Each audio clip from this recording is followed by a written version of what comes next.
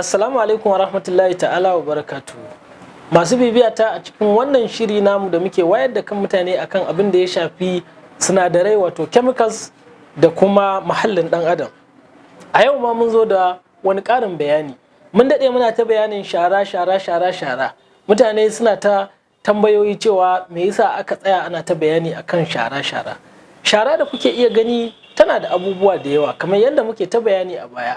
Banda illar da muke gani akan muhallin, tana kuma iya cutar da bil'adama ta hanyar samar da hanyoyin da suke ba da cututtuka ƙanana da manya-manya. Cikin ƙananan da aka sani su ne waɗanda halittu da ake kira microorganisms suke haifarwa.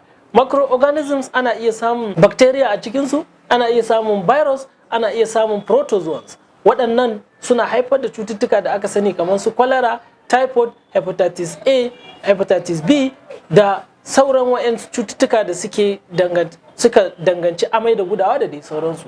Sai kuma wa'yansu manyan abubuwa da ake iya samu a cikin shara wanda suka hada da metals da kuma chemicals. Metals din nan akwai manya-manya wa'yanda ake cewa heavy metals. Waɗannan manya-manyan heavy metals akwai cadmium, akwai chromium, akwai nickel, akwai cobalt, akwai copper, akwai zinc da kuma sauransu.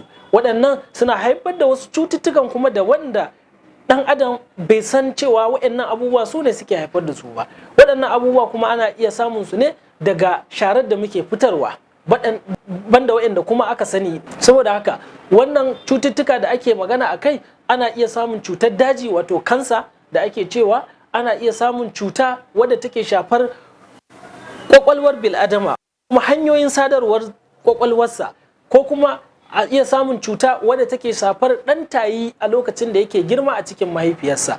Waɗannan metals da ake magana suna haifar da duk waɗannan cututtuka idan suka yawa a cikin bil'adama, kuma ta hanyar shara ko kuma ta hanyar ruwa mara kyau suke zuwa ga ɗan adam ko iska mara kyau.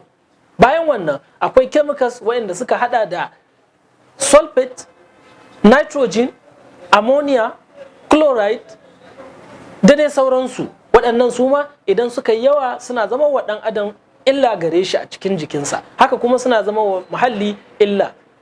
Saboda haka ba wai iya abin da muke iya gani a shara na wanda ya hada da takarda, kwali, roba, karfe, datti, tsimma da sauransu shine kawai shara ta kunsa ba. Shara tana kunshe da waɗannan abubuwa da na bayani waɗanda binciken kimiyya ne ya sanar da cewa akwai su, kuma waɗannan abubuwa ga irin illar da suke wa bil'adama. Assalamu alaikum.